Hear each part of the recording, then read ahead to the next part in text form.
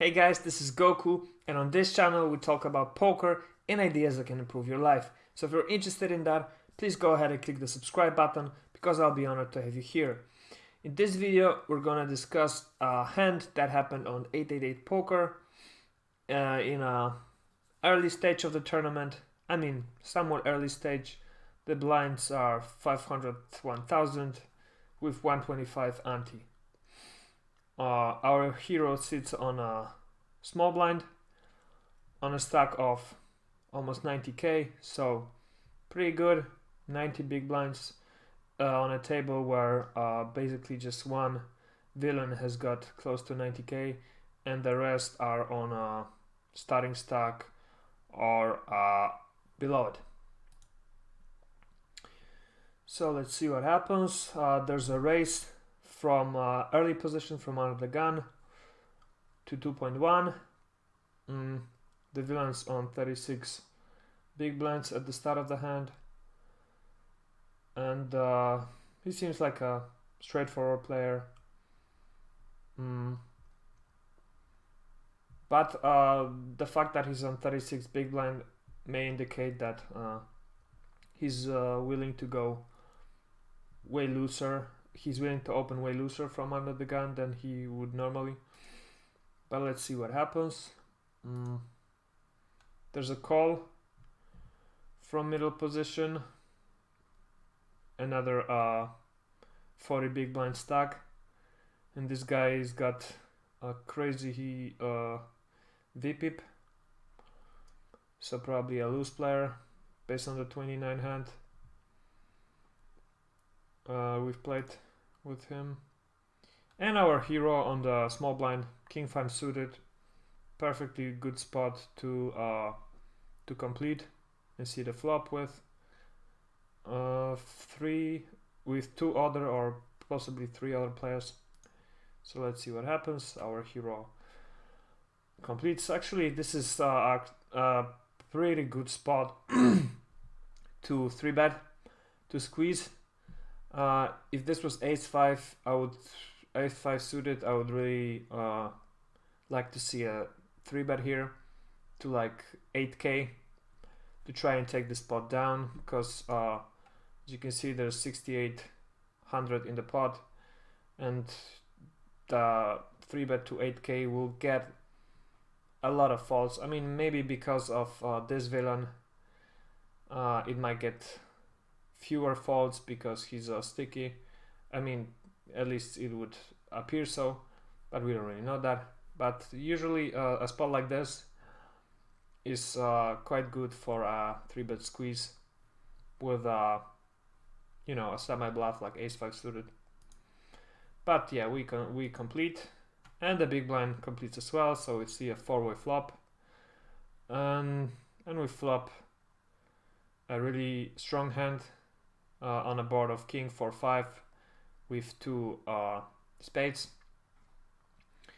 So what do we do here? Well, we are 4-way. The under the gun player, if check to him, will probably bet on a board like this, but in a 4-way pot that's not a given. So, and 4 and 5 of spades bring a lot of straight and flush possibilities. So I think most of the time we should be betting here and leading out to those 3 other players. Sure, from time to time we can check, but I would on a board like this, which is quite wet, I would prefer betting with our 2 pairs, and we don't need to bet big here. I mean, 35% pot bet is enough. We can bet on a bigger side as well, be 50 or 55%. I don't think we should bet any bigger because we are on the small blind, and if we bet really big then it shows just too much strength, and unless they have a hand like ace king or pocket aces or something like that, that they might not be willing to pay us off with wars. So let's see what our hero does. Our hero actually decides to check, so that's fine. Maybe he's banking on the fact that the preflop razor from under the gun should really often continue here. So let's see if he does.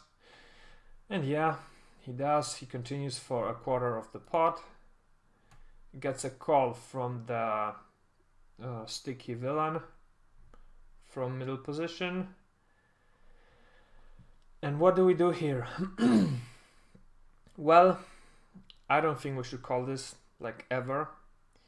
We should be raising here, and we don't need to raise big. Just 3x is fine.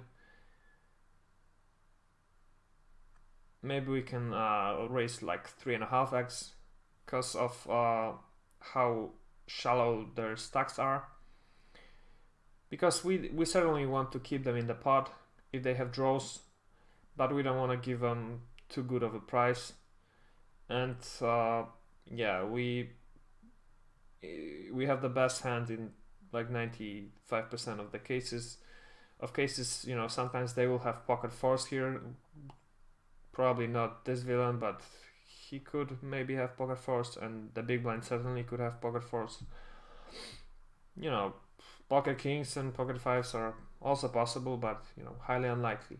So I would like to see a 3-bet here, and our hero does 3-bet. He goes on a slightly bigger sizing, like almost 4x, and I think that's not that great. I think if we 3-bet here to more like 7.5 or 8k, that increases the chances of both of them calling.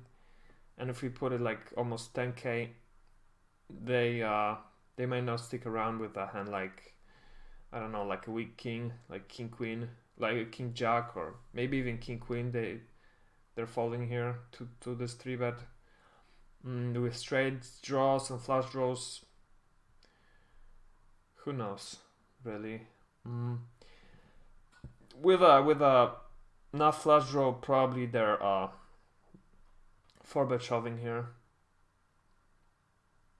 And if this villain has like ace king, then he's definitely not folding either. Yeah, overall, yeah, the 3-bet is good, but I'd like a smaller sizing. So the initial razor folds, and the sticky villain calls. So at least we got him to call.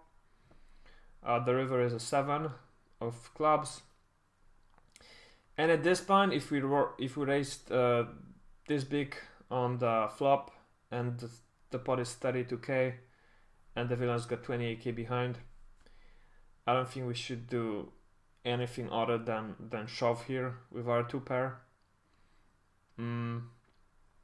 We don't want to give him a good price to draw, and if we bet like half pot 16k and he calls and the draws don't complete, then he might just fold the river if he has a draw.